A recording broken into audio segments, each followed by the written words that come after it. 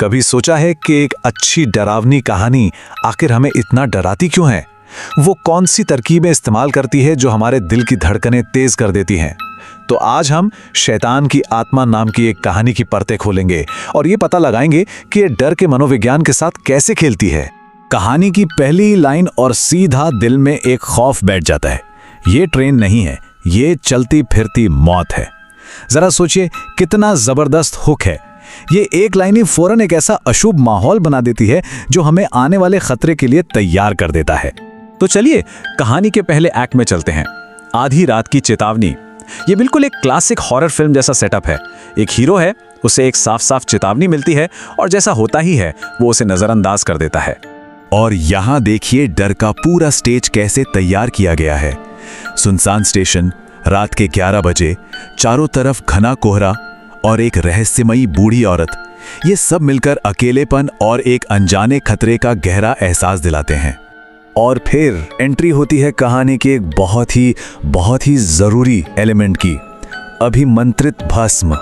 ये पवित्र राख एक सुरक्षा कवच की तरह है और इसे याद रखिएगा क्योंकि कहानी में आगे इसका बहुत बड़ा रोल होने वाला है।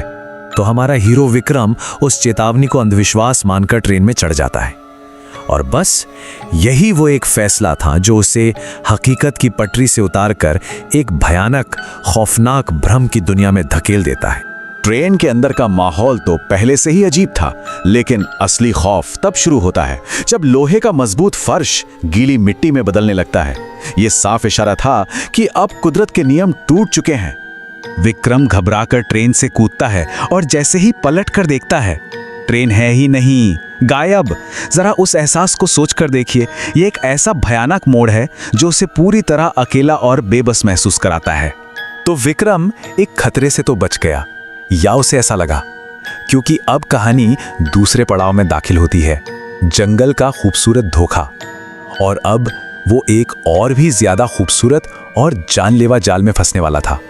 ये तुलना कितनी कमाल की है। एक तरफ रागिनी की वो कमाल की खूबसूरती, उसकी मीठी आवाज, और दूसरी तरफ उस जंगल की डरावनी सच्चाई। यही इस भाग का मेन थीम है, जो दिखता है वो होता नहीं है। रागिनी की ऐसी रहस्यमयी बातें साफ साफ इशारा कर रही थी कि कुछ तो गड़बड़ है, लेकिन विक्रम वो तो उसकी खूबसूरती के जाल में ऐसा फंसा था कि उसे ये रेड फ्लैग्स दिखे ही नहीं। ये आकर्षण और धोखे की थीम को और भी मजबूत करता है। और यही खूबसूरती विक्रम को खींच कर ले जाती है एक रहस्यमयी गुफा तक, जहां इस पूरे खेल का असली मास्टरमाइंड, असली विलन उसका इंतजार कर रहा था। धोखे का ये आखिरी पर्दा था। और गुफा के अंदर का जो नजारा था वो किसी के भी होश उड़ा दें। एक अघोरी, एक बलि की आग और एक वेदी पर रागिनी की सड़ी गली लाश। बस सारा भ्रम एक झटके में टूट गया और विक्रम को अपनी खौफनाक हकीकत का एहसास हुआ। अब अघोरी खुलासा करता है कि ये सब एक रूहानी जाल था। वो ट्रेन और रागिनी दोनों ही एक भ्रम थे जो खास तौर पर विक्रम की इच्छाओं के हिसाब से बनाए गए थे। और अब कहानी पहुंचती है अपने आखिरी पड़ाव पर, एक अपवित्र पुनरुत्थान।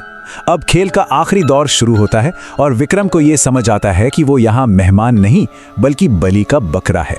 तो इस अघोरी का प्लान आखिर था क्या? बहुत सिंपल पर उतना ही भयानक। एक शक्तिशाली भ्रम का इस्तेमाल करके एक शिकार को फंसाओ, अमावस्या की रात चुनो और फिर जिंदगी की शक्ति को ट्रांसफर करने के लिए एक इंसान की बलि दे दो। लेकिन एक मिनट, कहानी की शुरुआत में उस बूढ़ी औरत ने कुछ दिया था ना? क्या वो विक्रम की आखिरी उम्मीद हो सकती है? जी हां, वही अभिमंत्रित भस्म, वो पवित्र रात जो उसे सुरक्षा के लिए दी गई थी। और बिल्कुल आखिरी पल में विक्रम को उस भस्म की याद आ ही जाती है। वो उसे सीधा आग में फेंक देता है और एक जोरदार धमाका होता है। अघोरी की सारी शक्ति बिखर जाती है। लेकिन कहानी यहां खत्म नहीं होती। विक्रम ने अनुष्ठान तो रोक दिया, पर उसने अनजाने में कुछ और भी ज्यादा खतरनाक आजाद कर दिया था। रागिनी की आत्मा अब आजाद तो है, पर उसे शांति नहीं मिली, बल्कि अब वो गुस्से और बदले की आग में जल रही है। वो अघोरी का सामना करती है और उसके प्यार को पागलपन बताती है। इसी अफरा तफरी का फायदा उठाकर विक्रम वहां से भाग निकलता है, गुफा से बाहर, जंगल से बाहर। कुछ पलों के लिए लगता है चलो जान बची, लेकिन सवाल ये है कि क्या कोई उस वहम से सच में कभी आज़ाद हो सकता है जो खास उसी के लिए बुना गया हो? ये एक बहुत परेशान करने वाला सवाल है। ठीक उसी वक्त जब विक्रम को लगता है कि वो अब बिल्कुल सुरक्षित है, उसे अपने ठीक पीछे रागिनी की आवाज सुनाई देती है। वो उसे बताती है कि उसका सफर तो अभी शुरू हुआ है। ये एक ऐसा डरावना अंत है जो ये सवाल पीछे छोड़ जाता है कि असली कैद क्या थी, अघोई का अनुष्ठान या फिर विक्रम की अपनी इच्छाएं।